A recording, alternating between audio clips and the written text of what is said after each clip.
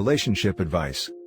I, 37 male, found out my girlfriend, 25 female, cheated on me with my son, 20 male, and I want to cut them both off, but they're begging me to forgive them both. I was a young dad. Me and my now late wife had my son before we were even 17. She sadly died suddenly at 22 not long after we got married, and I've been a single dad since. It's been tough, but I think up until this I did my best. I haven't had time to have any relationships really up until I met her. I threw myself into being a dad and concentrating on my business. I'm not saying I've been a monk, just not had anything serious. Never anyone serious enough to introduce my son to. But just under 3 years ago, I met AJ. I wasn't expecting it, but before long, I was head over heels. The first 6 months or so was more casual, but when we realized we loved each other, we made it official. I was even planning to ask her to marry me next month on her 26th birthday. I was even going to ask my son to be my best man.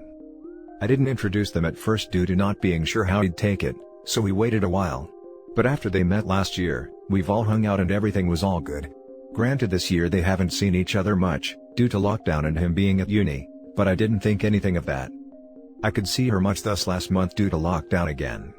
However, I've noticed as the past couple of weeks have gone on, she's been a bit quiet and moody. I've asked her, and she added down to being overwhelmed. Likewise, I have noticed it in my son being a bit withdrawn, but I assumed he's been busy with uni. When I finally saw her again this weekend, I really noticed, so I called her out on it. She broke down and admitted she cheated on me. Just like that. I was shocked. So, I was trying to get it out of her and she admitted it was with my son. Just before lockdown started in November, she was out with her mates and she bumped into my son in the pub. They got pissed drunk, shared a taxi, and ended up drunk and effing. I basically threw her out there and then, saying I never want to see her again. She was begging me, pleading and making a scene and everything. I then asked my son to come over and I confronted him. He admitted it's true, it's a huge mistake and is begging me to forgive him. I've told him he needs to stay at someone's house, and I don't want to look at him anymore. He's at my mom's. I haven't told her what he did, but she knows it's serious seeing as how close we have always been. She's been ringing me, sending me emails, texting me begging for another chance, and so has my son. I've packed up her stuff that she left here and left it in her front garden in a bin bag. I've even chucked her Christmas presents I've got her too, let her enjoy them early. I'm absolutely distraught. They're the two people I loved most in the world. I wanted to marry her, maybe have kids, spend my life with her. Likewise, he was more than my son, he was my best friend. I sacrificed so much for him, to give him an amazing life. And they've both stabbed me in the back in the worst way. I don't think I'll ever forgive them ever again. They're welcome to each other as far as I'm concerned. I feel so hurt. Edit, I forgot to add, I've got myself booked in at the Clap Clinic. If I can't trust her to not cheat on me once, who knows how many times she's done it. Is there any more to do here, Reddit? Or is that the best course of action, cut them off and move on? For everyone saying next time, there's going to be no next time. I'm done with women, love, relationships, everything. God, I miss my wife tonight. She should have been the one and only woman for me. They'll never make them like her again. Now for the top advice. I'm so sorry you have to live this. I really am. 1. Cut her off. She is not worthy of you. You sound like a really good man that anyone will be happy to spend the rest of her life with. 2. I know that you can't forgive your son, and you don't have to. You can tell him that even when he is still your son and you love him, he broke your trust and your relationship from now on is going to be different. You are his father, but no longer his friend. And you will be there, but at the moment with the less contact possible. He has to find his own place and work. 3. Please go to counseling. It's going to be good for you. 4. Talk to someone you are close with. Let your feeling out of your chest. Don't get drunk. Eat healthy and drink water. Sending you a hug. Thank you for this, very practical advice. I don't know if I'll ever want to be in another relationship though at this stage. I can't see myself trusting anyone again anytime soon. Get rid of girlfriend, stop supporting son. Tell grandma to, and let the little crap support himself. In a few years, I'm sure you'll want a relationship with your son, but you don't have to right now. He's an adult who made an adult choice and should have to live with the adult consequences. Hijacking the top comment. Just wanted to say that you seem like a really great person. Anyone else might have done something rash in that moment when you heard the truth, but you didn't. You will find someone just as great as you. I mean, there's 7 billion people on Earth. I'm sure someone great will find you. You'll have to tell your mom, considering your son is staying there and you don't intend to allow him back in your home. When you talk to her, keep it simple and basic. Tell her that your son and your girlfriend had intercourse, that you don't trust either of them anymore, that you may someday forgive your son but it will not be anytime soon, and you don't want to be pressured about it. If she doesn't want him staying with her indefinitely, then she is free to kick him out, but he is not allowed at your home ever again. I would also have one more talk with your son and tell him that he is your child and a part of you will always love him. That you don't wish him any ill will, but you cannot have him be part of your life, because his presence reminds you of his betrayal and the pain he's caused you. Tell him that anything you pay for of his is now his responsibility, that you will be canceling anything of his that is in your name. Personally, I would also tell him that maybe someday you will be able to stomach speaking to him again, but you aren't sure about that, and it will definitely never happen if he dates your now ex. As for the ex, tell her if she ever contacts you again in any way, you will file a report for harassment. Then block her everywhere. I know I need to and should tell her, but it breaks my heart to have to. She has absolutely doted on him ever since he was born. Looked after him for me while at school and everything. They're so close. It's absolutely going to break her heart. And my dad's too. I can't face him at the moment, but he is absolutely done. As you said, he's paying for all his own stuff from now on. He's lost his weekend job at my business too, his P45 is well on the way. Let him get a job and support himself. That's a great idea about reporting her. Thank you. Now for the next story. She told me tonight that she cheated back in March. Me, 28 male, her, 27 female, married 4 years this May, together about 4.5 years. No kids, 2 dogs, joint ownership of mortgaged house. Tonight, my wife engaged me in a conversation that was kind of a follow-up to one we had a couple weeks ago, wherein I told her that I've been struggling for a while with feelings of not having my intimate needs met. That conversation had gone well, and we agreed to work on things.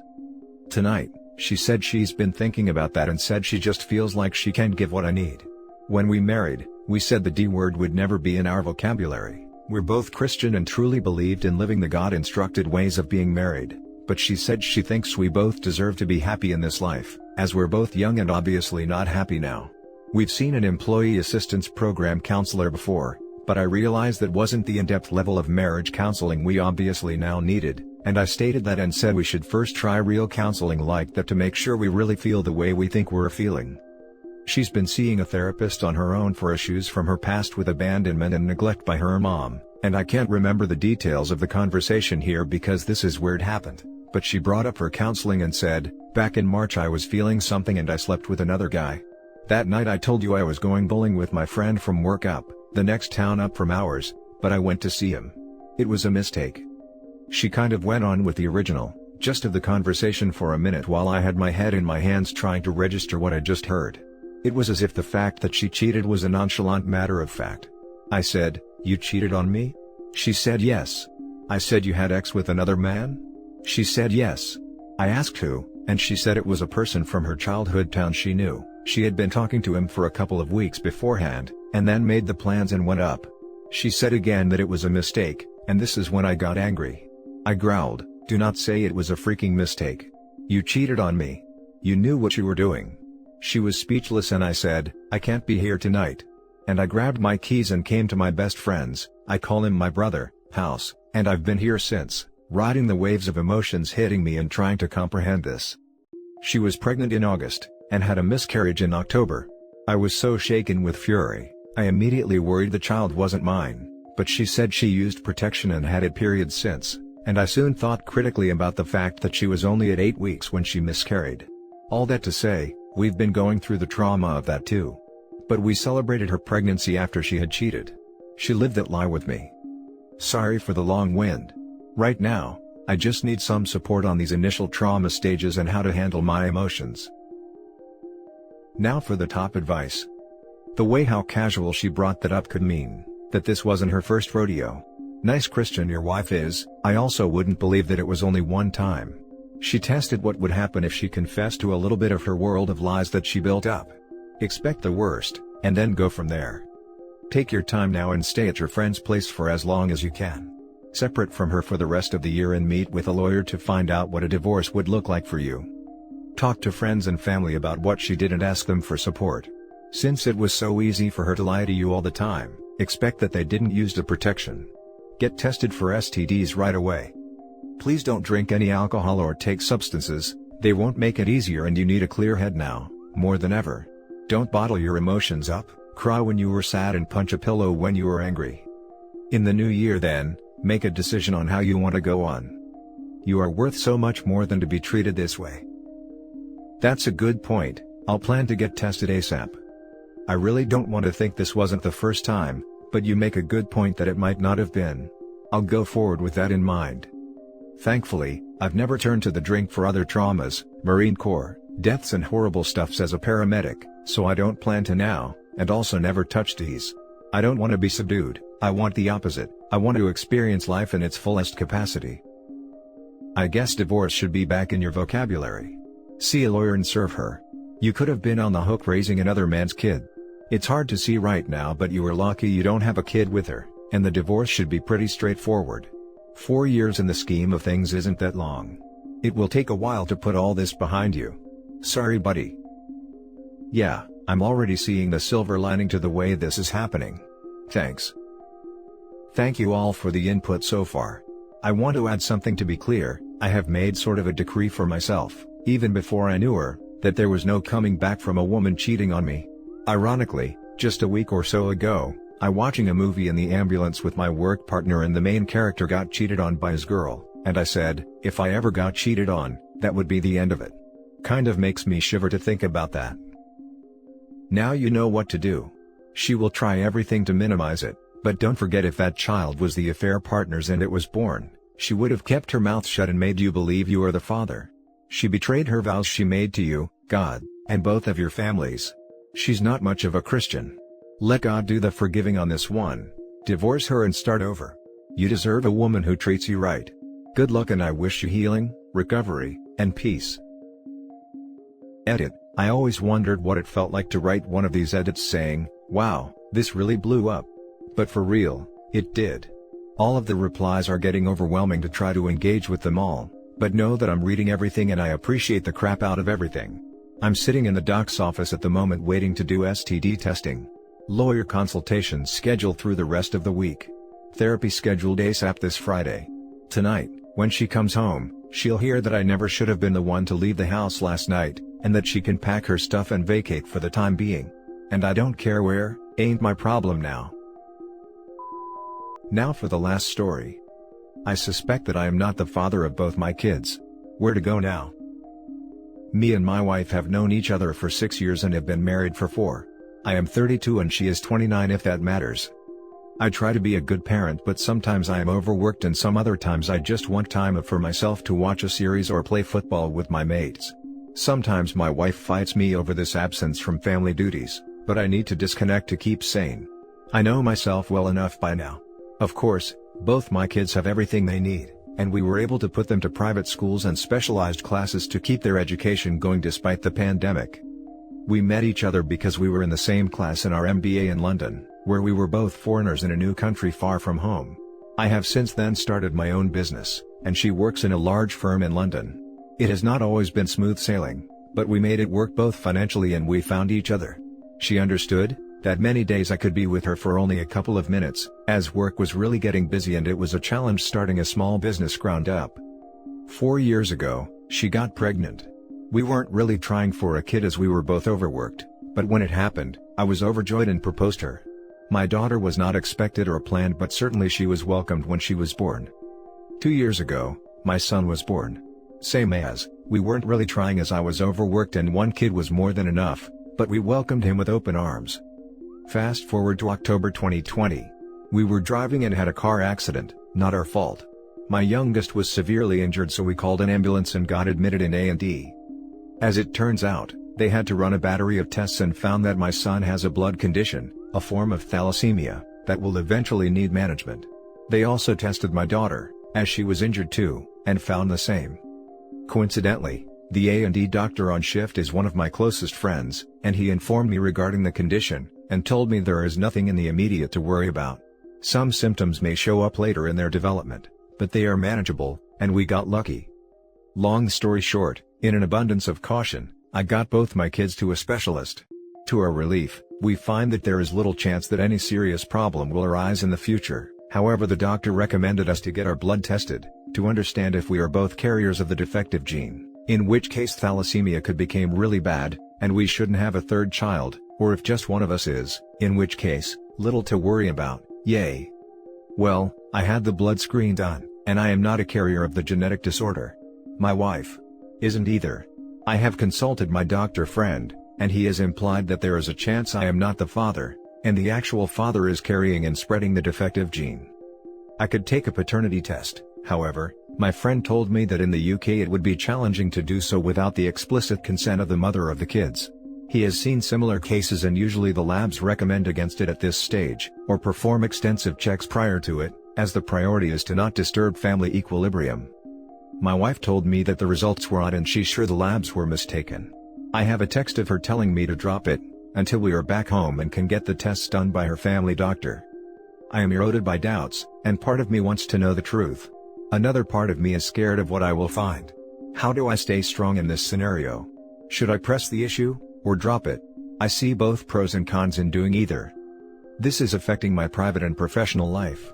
On one hand, I tell myself I will be around for them as I am their father, regardless of DNA.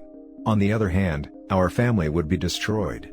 I know myself, and I am an inch from selling everything and going to live on a boat for the rest of my days. Any advice is appreciated, thank you. Now for the top advice before reading the poster's little update. OP, I was tested as a kid to see if I was a genetic carrier of a blood disease and it came out negative. As an adult I got tested again and I came out positive as a carrier. Anomalies in lab tests do happen, maybe ask your wife to get tested again? That's encouraging, thanks. I mean, I may be the outlier here, but can you get one of the at-home DNA tests, and just do it and mail it off? It seems like this isn't something that should be weighing on you, while your wife pushes this off. This isn't really something one can just drop. Working in the medical field myself, yes, sometimes labs mess up, but this would have to be a pretty big oversight. Oh, I didn't know about those tests. We'll check them. This is a good suggestion. Definitively will help put my mind at rest. About the lab messing things up, I don't think this has actually happened. I also have high cholesterolemia, and they pick it in the tests. You know those online family finder genetics things, like Ancestry DNA? Buy a kit for yourself and your kid. Submit them, and if you are related, it'll tell you. You probably won't need parental consent from your wife. He might actually. Legally at least. The UK is really different about those rules. Little update. Having seen all your messages, I have decided that I will take my kids and wife for a second round of tests in another lab. I am concerned about my situation, but, introspectively, I am not doing the good of my kids, which should come first. They have a genetic issue, and we must be careful and assess the situation as best as we can. I have been told that it's important in any case, to know if they have just one broken gene or two of them, and it's also critical to know who gave the genes to them. This is regardless of the situation we are currently in. If these tests show that both of them are positive for a single gene, and me and my wife negative, well, I'll find a way to order a test online like you suggested. I have already booked an appointment for next week. I will not ask my wife to come with me for the test, I will simply tell her. Thank you everyone who spent some moments of their day coming with ideas and suggestions for me. I appreciate. And that's it for this video, guys. If you have thoughts to share, leave a comment below. Don't forget to hit like and subscribe if you